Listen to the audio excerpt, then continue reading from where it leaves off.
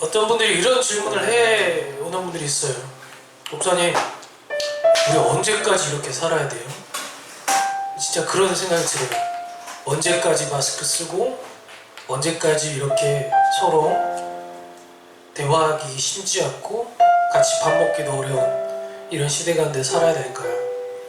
언제까지 죄 많은 사람들이 오히려 더 잘 살고 죄 짓지 않으려고 노력하는 여러분들이 힘든 이 불공평한 세상을 살아야 될까요? 사실 답답해 보이기도 합니다. 답이 없어 보여요. 끝이 안 나는 것 같아요. 근데 주님께서 우리에게 한 가지를 꼭 약속하셨어요. 우리 하나님께서 약속한 거 반드시 다 지킨 것 알고 있죠. 근데 마지막 약속 하나 남았어요. 그게 뭐예요? 다시 오겠다는 거예요. 언제가 될지 모르겠지만 다시 오는 날이 있다는 거죠. 우리 그 주님 다시 오실 때까지 우리 환경은 변할지라도 우리 마음을 잘 지키고 살아가기를 소망하면서 우리 첫 곡 같이 참여하도록 하겠습니다.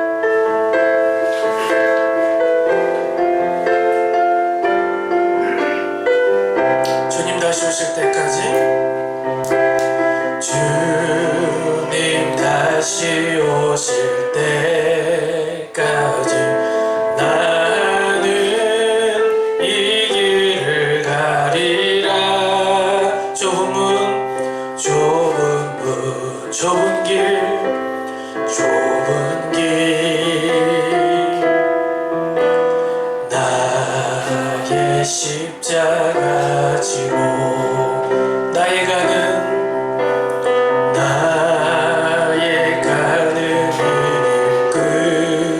끝에서 나는 주님을 보리라. 영광의 내 주님, 내 주님, 나를 맞아 주시리. 주님 다시 오실 때까지 나는 일어나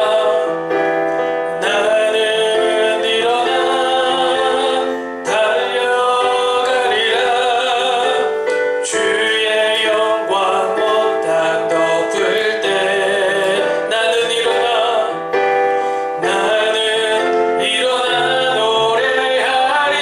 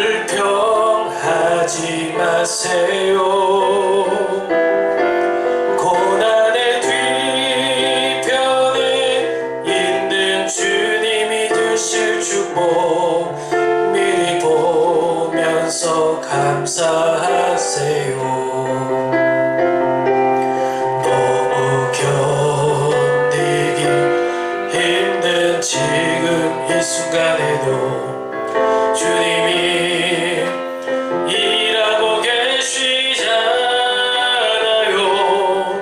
남들은 지쳐 앉아 있을지라도 당신만은 일어서세요. 힘을 내세요. 힘을 내세요. 힘을 내세요. 주님이 손잡고 계시잖아요. 주님이 나와 함께함을 믿는다면 어떤 역경도 이길 수 있잖아. 마지막으로 한번 고백합니다. 힘을 내세요. 힘을 내세요. 힘을 내세요. 주님이 손잡고 계시잖아요. 주님이 나와 함께함을 어떤 고난도 견딜 수 있잖아요. 시간 우리 같이 한번 기도하며 나갔으면 좋겠는데요. 여러분이 살면서 비록 아직은 나이가 어리지만 그래도 여러분 각자가 겪고 있는 여러분 나름대로의 고민과 고난과 힘듦과 억울한 일들, 슬픔과 고통이 있을 줄로 압니다. 하나님께서 과연 왜 이런 상태로 나를 내어버려 두는지, 때로는 마치 하나님이 없는 것처럼, 때로는 내가 버림받은 것처럼 외롭고 어디에 말해도 돌아오지 않는 닭과 같은 그런 답답한 심정을 가지고 우리가 살아갈 때도 있겠지만 반드시 이때를 견디며 숨겨져 있는 하나님의 비밀스러운 계획들을 물어나갈 때, 또 말씀 안에서 그 비밀스러운 계획들을 하나님께서 풀어주실 때, 하나님, 그래서 우리의 인생에 이런 것들이 필요했군요, 이런 어려움이 나에게 있었군요, 이런 고난을 견뎌야만 했군요 라는 것을 깨달아 알 수 있는 지혜를 이 시간 얻기를 원합니다. 하나님, 마지막 말세의 때가 점점 다가옴을 바라봅니다. 죄를 지어도 죄라고 인식하지 못하는 이 시대 가운데 하나님, 어떻게 우리가 하나님을 닮아갈 수 있는 의로운 자로서 살아갈 수 있을까요? 이 시간 다시 한번 내 힘으로 되지 않는 그 길을 걸어갈 수 있기를 원하오니 하나님, 우리에게 은혜를 더해 주시고 성령의 충만함을 덧입혀 주셔서 내 힘이 아니라 하나님의 힘으로 하나님의 손을 붙잡고 걸어갈 수 있는 우리들의 인생이 될 수 있도록 도와달라고, 좁은 문 좁은 길이지만 끝까지 그 길을 걸어갈 수 있도록 도와달라고 시간 우리 같이 합심하여 함께 예배를 위해서 함께 기도합니다.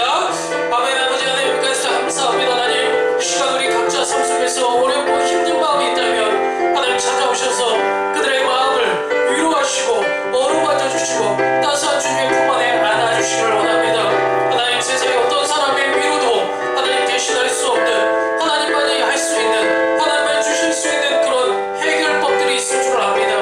아버지, 이 시간 그 해결을 맛보고 체험하고 아버지 도전받고 갈 수 있는 우리 한 사람 한 사람이 되기를 원하는데, 적인 만남이 없는 친구들에게 뜨겁고 강렬한 하나님의 임재를 하나님 이 시간 허락하여 주시고, 무엇보다 하나님, 마지막 세대 불의하고 부정직하고 아버지 오히려 믿지 않는 사람들과 죄인들이 더 득세하는 것 같은 억울한 이 세상 속에서 어떻게 우리가 정직하고 깨끗하고 의롭고 하나님의 나라를 바라는 자들처럼 살아갈 수 있을지 고민하고 결단할 수 있는, 그리고 다시 한번 상처를 회복할 수 있는 놀라운 회복의 장이 이 시간을 통해서 이루어질 수 있기를 원하오니 주님, 우리에게 교통함을 허락하여 주시고 말씀으로 길을 열어주시고 믿음으로 확신을 가질 수 있는 귀한 시간 될 수 있도록 함께하여 주시옵소서.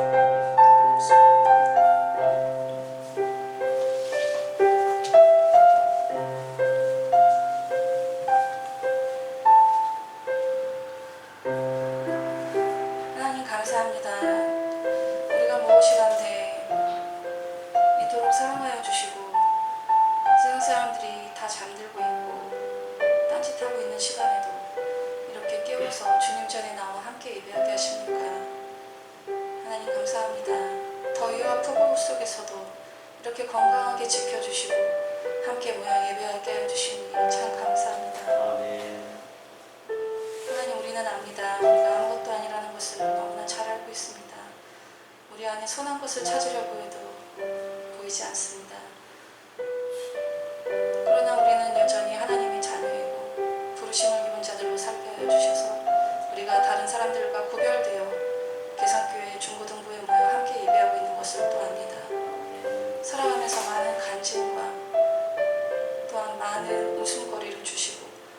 하나님 즐길 거리를 주시고 주님 안에 기쁨을 누리며 살게 하여 주셔서 하나님 우리가 사는 동안 너무 퍽퍽하지 않도록 너무 애쓰고 너무 힘들지 않도록 너무 다른 사람들과 비교해서 낮아지지 않도록 우리 스스로 하나님께 창조받은 지음받은 하나님 그 귀한 모습 그대로 우리를 인정하게 하여 주옵소서.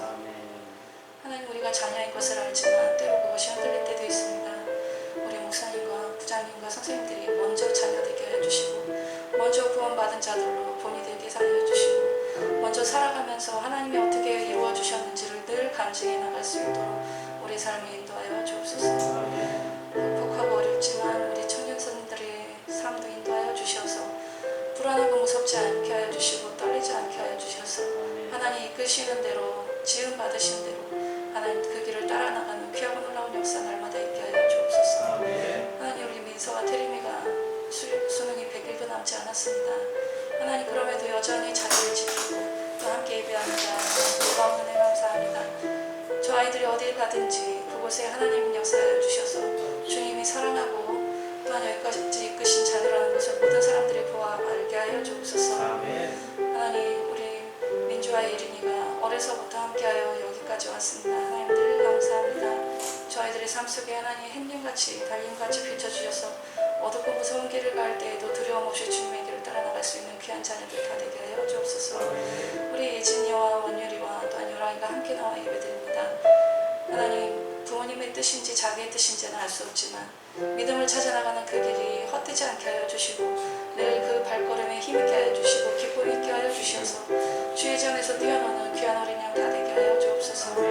하나님 우리 예배가 첫 시간입니다. 마치는 시간까지 함께 하여 주시고 늘 동행하여 주신 하나님 또 여전히 인도하여 주신 하나님 그래서 우리가 여전히 하나님을 찬양하는 것을 주님 잊지 않고 믿음의 길에 설 수 있도록 결단할 수 있도록 주여 우리 모든 자녀들을 인도하여 주옵소서. 미창한 발걸음들 인도하여 주시고 또한 선생님들이나 또한 여러 가지 환경 속으로 있는 친구들 가운데에서 하나님 불러주시고 인도하여 주시고 지명하여 주셔서 반드시 예배의 자리에 정직한 예배자로 설 수 있도록 하나님 인도하여 주옵소서.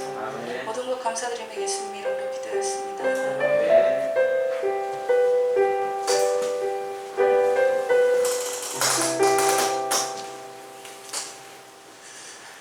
우리 말씀 같이 보도록 하겠습니다. 오늘 함께 보실 하나님의 말씀은 빌립보서 3장 10절에서 16절까지 말씀 함께 보도록 하겠습니다. 빌립보서 3장 10절에서 16절까지 말씀 제가 먼저 한 절 읽고 또 여러분들이 또 번갈아 한 절 읽는 것으로 말씀을 교독하도록 하겠습니다. 제가 먼저 10절 읽도록 할게요. 내가 그리스도와 그의 부활의 권능과 그 고난에 참여함을 알고자 하여 그의 죽으심을 본받아 어떻게 해서든지 죽은 자 가운데서 부활에 이르려 하노니 내가 이미 얻었다 함도 아니요 온전히 이루었다 함도 아니라 오직 내가 그리스도께 잡힌 바 된 그것을 잡으려고 달려가노라. 형제들아 나는 아직 내가 잡은 줄로 여기지 아니하고 오직 한 일 즉 뒤에 있는 것은 잊어버리고 앞에 있는 것을 잡으려고 표대를 향하여 그리스도 예수 안에서 하나님이 위에서 부르신 부름의 상을 위하여 달려가노라.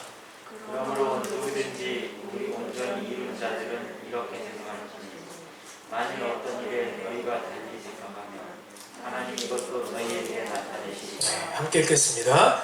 오직 우리가 어디까지 이르렀든지 그대로 행할 것이라. 아멘. 여러분 말씀의 제목이 뭔지 혹시 보셨나요? 이미 그러나 아직은 영어로는 already not yet 이라는 그런 뜻인데요. 이게 사실은 신학적인 주제입니다. 어려운 말은 좀 제쳐놓고 오늘 주제를 앞서서 한 이야기를 좀 소개를 먼저 해드릴까 해요. 시험 기간이 얼마 남지 않은 이 학생이죠. 여러분 나이 또래만한 중고등학생에게 놀고 있는 것을 봤어요. 시험 기간 얼마 남지 않은 아이가 놀고 있는 것을 보면서 엄마가 보고 나서 한마디를 했죠. 야! 너 공부 안 해? 그러자 아이는 이렇게 말했습니다. 공부 다 했어. 여러분 이 둘의 대화 내용을 이해하실 수 있습니까? 집에서 혹시 일어날 수 있는 그런 상황이죠. 여러분 공부에 다 했다라는 표현을 쓸 수 있나요? 공부란 하면 할수록 자신의 모자람을 인정하게 되죠. 예를 들면 초등학교 2학년짜리가 덧셈, 뺄셈, 나눗셈, 곱셈을 다 할 줄 안다고 해서 나 수학 다 했어 라고 말할 수 있다면 이 고등학생이 이제 미분, 적분, 또 뭐 함수, 방정식 이런 거 하는 친구들이 보면 웃기죠. 그런데 그걸 할 줄 안다고 해서 수학자들에게 가서 또 얘기를 하면 수학에 입문도 안 했구나 라고 얘기를 아마 할 겁니다. 그만큼 공부란 그리고 어떤 분야든 하면 할수록 자신의 모자람을 인정하게 되는 게 사실일 텐데 사람들은 이렇게 쉽게 다 했다 라고 말을 할 때가 있다라는 겁니다. 물론 여러분들 집안에 따라 좀 차이는 있을 수 있어요. 어떤 집들은 굉장히 어머니가 아버지가 완벽주의 기질에 있는 분들이 있어요. 99점을 맞아도 기뻐하기는커녕 왜 하나 틀렸냐고 왜 100점을 맞지 못했냐고 혼내는 집들이 있더란 말이에요. 이런 집에서 자녀는 어떻게 생각할까요? 엄마 아빠에게 만족함을 모르는 이 완벽주의자들 이렇게 생각을 할 거고 또 그런 부모 밑에서 자녀가 나 공부 다 했어 라고 말한다면 야 공부가 끝이 없는데 너무 쉽게 만족하는 거 아니냐 라고 말하는 또 다른 완벽주의라고 생각을 할 겁니다. 그러니까 우리는 입장의 차이가 있을 뿐 사실 각자가 자신들만의 기준으로 완벽함을 이야기할 때가 있다라는 겁니다. 그런데 이런 완벽주의에 대한 이야기는 공부나 여러 가지 일들 뿐만 아니라 우리 신앙 안에서도 찾아볼 수가 있는데요. 여러분은 뭐 아직 나이가 어려서 그런 사람들 만나지 못했을 수도 있겠지만 구원파 이단들을 혹시 들어봤나요? 구원파? 네, 들어도 봤죠? 이 사람들이 가장 먼저 우리 믿는 우리들에게 전도를 누구에게 전도한다고요? 믿지 않는 사람한테 전도하는 게 아니라 믿는 우리들에게 이단의 특징이에요. 이단은 믿는 사람들을 끌어오는 게 이단이에요. 안 믿는 사람 전도하는 건 정상적인 사람이고 믿는 우리들에게 가장 먼저 전도할 때 묻는 질문이 있어요. 여러분이 혹시 길 가다가 친구들이 이런 질문을 해오면 구원파 이단일 수 있겠다라는 의심을 한번 해보세요. 당신은 죄인입니까? 여러분 뭐라고 대답하실래요? 당신은 죄인입니까? 여랑이 죄인이에요? 아니에요? 예스! 자, 우리 민주는 죄인이에요? 아니에요? 죄인이에요? 우리 원율이는 죄인인 것 같아요? 아니에요? 응? 죄인인 것 같아요? 그러면 이 사람들은 뭐라고 얘기하냐면 넌 믿음이 없다. 넌 하나님을 믿지 않는다. 이렇게 얘기해요. 아니 하나님을 믿는데 왜 죄인이라고 얘기를 해? 하나님이 죄를 다 사해줬는데 예수님이 십자가에서 돌아가실 때 너희들의 이전에 지었던 죄, 지금 짓고 있는 죄, 앞으로 지을 죄 다 해결해줬는데 아니 왜 죄인이라고 그래? 그럼 넌 예수님 믿는 거 아니네? 라면 뭐라고 얘기할래 여랑이? 예수님 안 믿어? 어리석다. 이단에 들어오질 못하겠네. 어리석다. 어리석다 너. 네. 이게 왜 그러냐면요. 이 구원의 확신이라는 그 말 때문에 생긴 오해에서 시작됩니다. 구원파 이단은요. 예수님이 십자가에서 다 죄를 사해줬기 때문에 더 이상 너희들은 죄인이 아니다라고 얘기를 해요. 물론 이 말은 반은 맞아요. 그런데 여러분 지금 죄를 지어요? 안 지어요? 날마다 짓고 있고 아주 재밌게 짓고 있고 심지어 앞으로 더 많이 지을 가능성도 있지요. 학생 때 그나마 조금 짓는 거거든. 앞으로 이제 살면서 봐봐요. 이제 어른 되고 봐봐. 더 많이 지을 거야 아마. 내가 모르긴 몰라도. 그럼 이제 마지막으로 질문 한번 드려볼게요. 예수님으로부터 우리는 죄를 용서받았죠. 그죠? 그래요? 안 그래요? 안 받은 것 같아 아직? 혼날 것 같아? 네, 이건 회개하셔야 되는 거예요. 이런 마음이 있으면. 근데 그러면 용서받은 사람은 마음대로 살아도 돼요?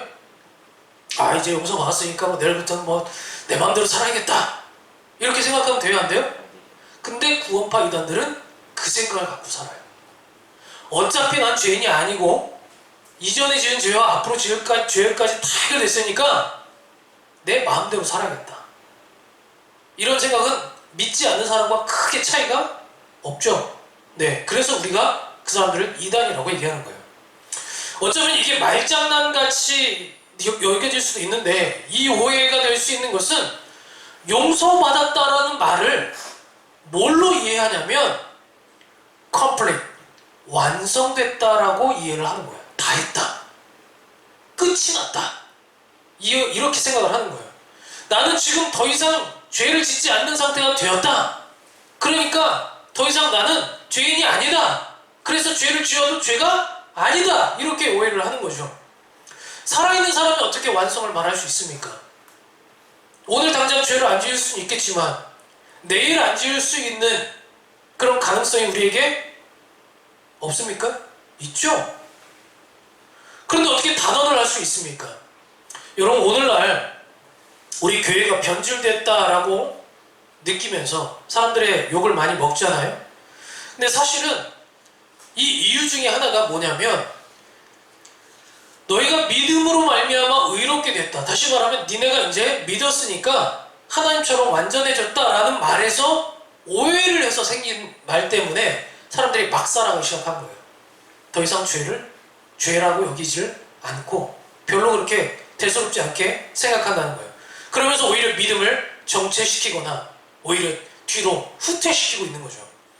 죄를 두려워하지도 않고 죄를 지으면서도 양심의 가책도 없고 죄를 지으면서도 하나님이 나를 보고 있다는 인식도 없고 죄의 대가가 어떻게 될 것인지에 대한 두려움도 없는 채 살아가는 사람들이 모인 집단, 그게 교회가 된 거예요. 그럼 믿지 않는 사람들이 볼 때 어때요? 니들이나 나나 뭔 차이냐, 이렇게 생각하는 거죠.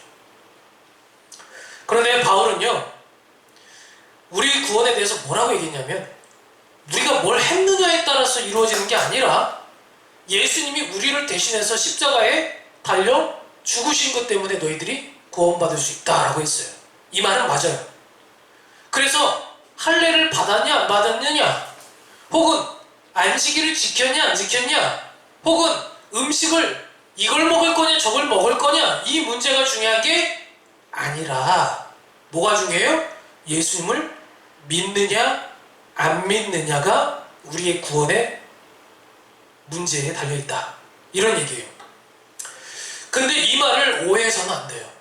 그러니까 바울 논리대로라면 내가 아무렇것도 안 하고 아무렇게도 생각 안 하고 살아도 된다는 얘기예요? 이 말을 오해한 사람들이 있어요. 잘 들어보세요. 교회 안 나와도 구원받을 수 있다. 봉사하지 않아도, 헌신하지 않아도 구원받을 수 있다.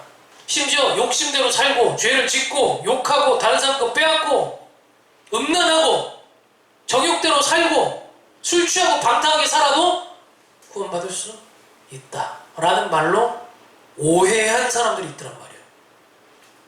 그건 막 사는 거예요. 그래서 로마서 6장 1절에 바울은 이렇게 말했습니다. 그런즉 무슨 말을 하리요? 은혜를 더하려고. 은혜를 더하는 게 뭐예요? 여러분, 은혜가 뭐예요? 이걸 잘 아셔야 돼요. 은혜는, 같이 한번 따라해볼게요. 은혜는 바랄 수 없는 자에게 주시는 하나님의 선물. 선물은 언제 준다고?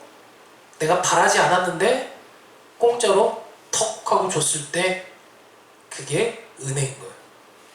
엄마 이거 사줘, 엄마 저거 사줘 해가지고 구질구질하게 막 한 달 동안 매달려 받는 건 은혜가 아니라, 말 안 듣고 가출하고 그래서 호적으로 파버리고 싶은 그 애를 엄마가 사랑해서 선물을 딱 사줬어. 그럼 얘 생각에 어떻게 생각해야 돼? 그래도 내가 자식이니까 당연히 나한테 선물 줘야지, 이렇게 생각하면 그 자식 뭐라 그래? 아, 되게 효자다, 이렇게 생각해요? 넌 대단히 효자구나 이렇게 생각하면 저런 나쁜 놈 새끼 이렇게 생각해요. 나쁜 놈. 그치? 그런데 그렇게 사는 사람들이 있더란 말이에요. 죄를 지은 나를, 용서받지 못할 나를 하나님이 사랑해서 용서를 해주셨어. 그러면 여러분 어떻게 살아야 돼요? 우리가? 더 죄를 짓고 살아야 돼요? 하나님이 용서 어차피 해줄 거니까 야 오늘 더 죄 짓자, 더 망나니로 살자, 이렇게 살아야 돼요? 아니면 하나님이 날 용서해 주셨으니까 이제부터라도 잘 좀 살아보자, 이렇게 살아야 돼요? 당연히 나중 사람처럼 살아야겠죠. 근데 이렇게 살지 않고 죄를 더 짓자, 어차피 하나님 더 많은 은혜로 나에게 용서해 주실 거니까 라고 생각한 사람들이 있었어. 그래서 지금 바울이 뭐라고 해요? 은혜를 더하려고 죄에 거하겠느냐? 정말 너희들에게 믿음이 있다면 그럴 수 없느니라 그랬어요. 은혜를 받은 사람이라면 더 이상 죄 짓는 것을 즐거워할 수가 없다는 거예요. 배은망덕한 사람이 아니라는 거예요. 그런데 여러분, 우리가 지금 보고 있는 이 빌립보서에서 발견한 아주 흥미로운 점이 하나 있습니다. 그게 뭐냐면 이렇게 우리가 은혜를 받았지만 여전히 우리가 죄를 짓고 있잖아요. 그래서 불완전하잖아요. 그런데 모든 인간은 다 그런 상태거든요. 지금 제가 설교를 하고 있지만 저도 죄를 지어요. 여기 계신 분은 아마 다 그래요. 근데 바울이 어떤 사람들을 가리켜서, 율법주의자들을 가리켜서 뭐라고 얘기했냐면 완벽하다 그랬어요. 완벽하다. 여러분 사람들, 여러분 주변에, 여러분 친구 중에, 혹은 여러분이 지금 존경하는 누구 중에 완벽한 사람 본 사람 있어요? 가까이 지낼수록 사람은 뭐가 보여요? 허점이 보이죠? 그래서 제일 존경하기 힘든 사람이 누군지 아세요? 제일 닮고 싶지 않은 사람이 누군지 알아요? 사실은? 여러분 아마 다 알고 있을 거예요. 가족이에요. 가족이 나를 가르치려고 할 때, 응? 자기도 제대로 못하면서 나한테 잘 살려고 할 때 어때요? 사람들은 마음이 좋지가 않아요. 왜? 내가 살면서 당신도 지금 못하는 걸 내가 봤거든. 그러니까 마음이 불편해지는 거야. 그런데 그런 사람들 중에 완벽한 사람이 있었다고 바울이 얘기하는 거예요. 근데 사실은 이 완벽한 사람은 진짜 퍼펙트 퍼슨이 아니라 뭘 얘기했냐면 내가 나 괜찮은 사람이야, 나 완벽한 사람이야 라고 말했던 사람들이 누구예요? 이 율법주의자들이었어요. 오늘 계단을 걸어오실 때 혹시 먼지를 털고 들어오신 분 있어요? 없어요? 헌금을 내려고 하실 때 여러분 준비해온 헌금도 있죠? 현금 일출기에서 새 지폐가 나오지 않으면 다시 집어넣었다가 새 지폐가 나올 때까지, 신권이 나올 때까지 다시 뽑은 사람 있어요? 없죠? 그걸 굳이 왜 하고 있어? 이런 표정인데 율법주의자들이 그런 사람이에요. 그런 자기 자칭 퍼펙트한 사람인데 바울이 뭐라고 얘기해 준 거예요? 그래, 너 퍼펙트한 사람이야. 근데 사실 이 말은 무슨 얘기냐면 비꼬고 있는 거예요. 어떻게 사람이 완벽할 수가 있겠습니까? 그런데 네가 자칭 완벽주의자라고 하니까 내가 한번 그렇게 불러줘 볼게 라고 얘기하는 거예요. 마치 숙제 다 해놓고 공부 다 했다라고 얘기하는 그런 학생들처럼. 문제는 뭐냐면 이 사람들의 이런 문제점을 바울이 지적하고 있는데 우리 교회 안에도 이런 완벽주의자들이 자칭이에요. 타칭도 아니고 하나님 보시기도 아니고 자칭 완벽주의자들이 있다고 저는 생각합니다. 더 이상 발전할 필요도 없고 가능성도 여지도 두지 않는, 다 알고 있고 이미 다 통달해버린 사람처럼 생각하는 사람들. 배우자고 하면, 뭘 하자고 하면 다 해봤어. 수련회 가자 하면 작년에 갔어. 훈련 받자고 하면 제자훈련 다 했어. 예배 드리자고 하면 그래서 새로울 게 하나도 없어. 지난주에도 어차피 예배 드렸거든. 새로울 게 하나도 없는 사람들, 다 알고 있는 사람처럼 행동하는 사람들. 바울은 바로 이런 사람들에게 뭘 하고 있냐면 경고하고 있습니다. 뭘 하고 있다고요? 경고하고 있다고. 누구에게? 자칭 내가 다 했다라고 생각하는 사람들에게. 바울은 예수 그리스도로 말미암아 의로움을 받은 사람은 행위로 말미암아 온전케 되었다라고 말하는 사람들의 생각과 달라져야 된다라고 생각하는 거예요. 내가 뭘 했다고 해서 지금 내가 잘했다라고 생각하는 그 생각을 바꿔야 된다는 거예요. 그러면서 12절 말씀 같이 한번 읽어볼게요. 12절 말씀 여러분 성경책 보셔야죠. 자, 눈을 고정해서 한번 여러분 크게 한번 읽어봅시다. 시작! 내가 이미 얻었다는 것 아니요 온전히 이루었다는 것 아니라 오직 내가 그리스도 예수께 잡힌 바 된 그것을 잡으려고 달려가다. 자, 오늘 지금 9절에 보면 여러분 잘 보시면 시제들이 나와 있어요. 시제가 뭔지 알죠? 시와 때를 얘기하는 거죠. 이미 라는 건 뭐예요? 앞으로 올 것에 대한 것을 미리 already가 아니라 뭐래요? 아니다, 부정, no 하고 있어요. 그러면서 뭐를 이 사람이 강조하냐면 오직 나는 뭐 하려고 한다? 예수님께 잡힌 바 된 그것을 잡으려고 오늘도 뭐 하고 있다? 달려가고 있다. 현재 진행형이에요. 달려가고 있다. 멈추지 않았다는 거, 이 사람은. 잡힌 바 된 그것, 과거를 말하면서 이미 내가 잡은 것을 가지고 얘기하는 게 아니라 이거는 없는 걸로 치고, 이미 내가 잡은 건 없는 걸로 치고, 아직 잡지 못한 것을 잡으려고 오늘 뭐 하고 있다? 달려가고 있다. 공부 잘하는 애들의 특징이 뭔지 알아요? 지금 내가 오늘 점수를 몇 점 맞았어. 거기에 만족하는 사람은 공부를 못하는 사람이에요. 인정? 인정? 수학 어저께 95점 맞으셨어요? 예를 들어 나 95점 맞았어. 뿌듯해.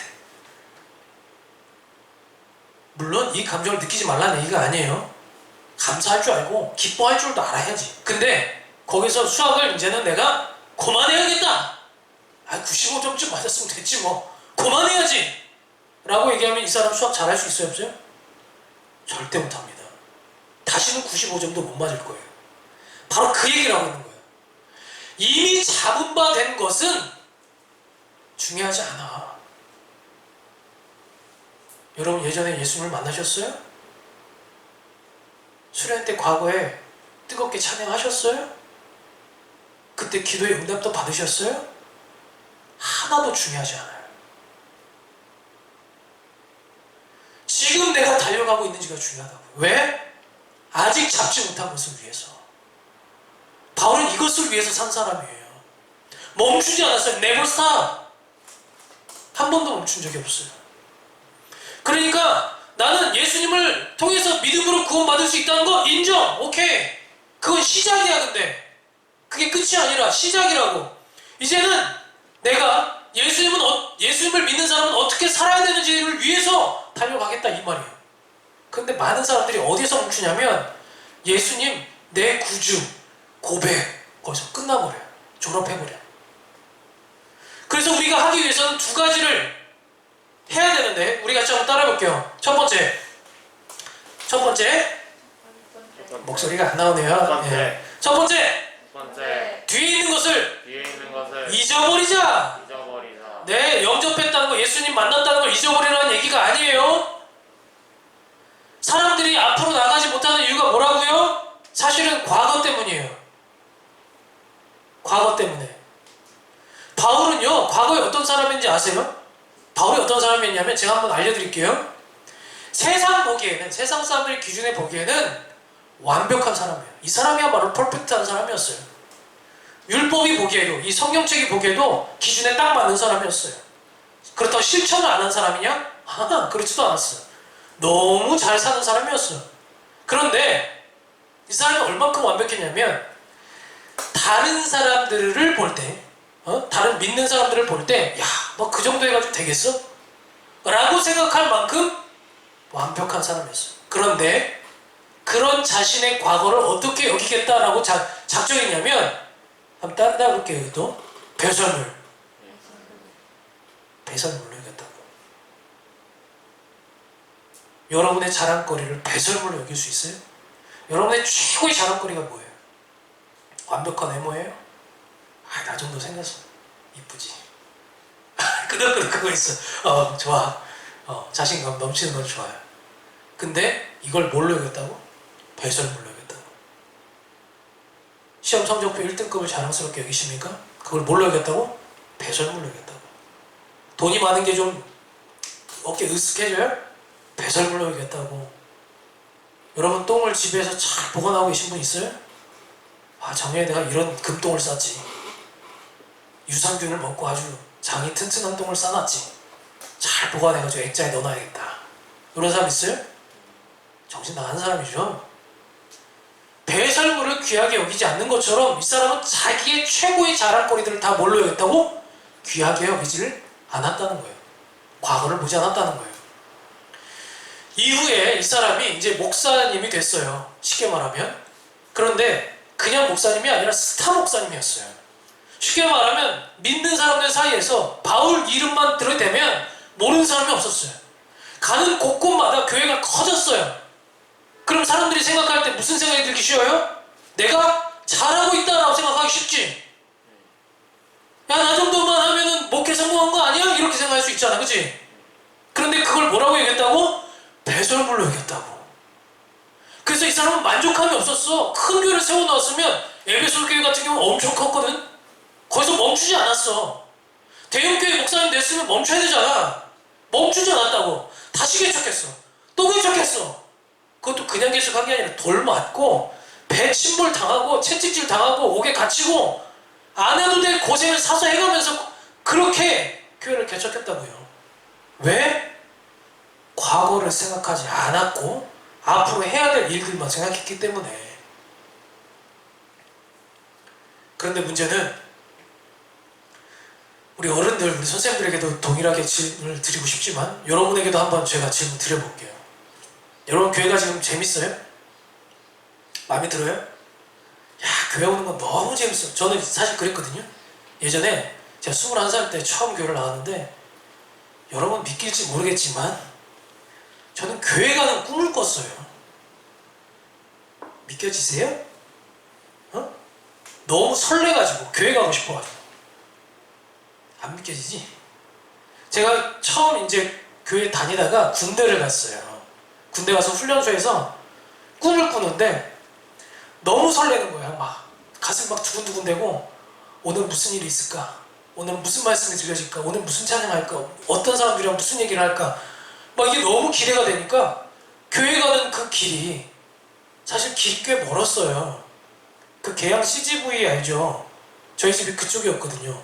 거기에서 계산교회 알아요? 계산 삼거리까지 걸어 다녔거든요, 제가. 그 길이 다 그려지는 거야. 그 계산시장을 통과해서 이렇게 가로질러 가는 그 길이 너무 가슴이 뛰더라고.